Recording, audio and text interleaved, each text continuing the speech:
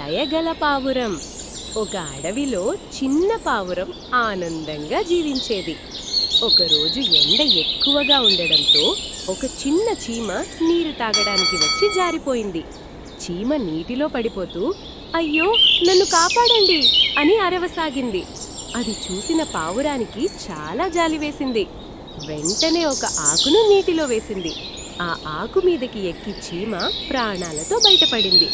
కొన్ని రోజుల తర్వాత ఒక వేటగాడు పావురాన్ని పట్టుకోవడానికి వల వేశాడు. అది గమనించిన చీమ వెంటనే వచ్చి వేటగాడి కాలు కరిచింది. వేటగాడు నొప్పితో కేక వేశాడు.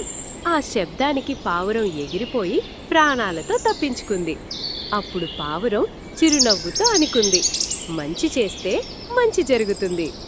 నీతి: దయ, సహాయం ఎప్పుడూ తిరిగి మనకే వస్తాయి. పిల్లలు, ఈ కథ మీకు నచ్చిందా? అయితే లైక్ చేయండి.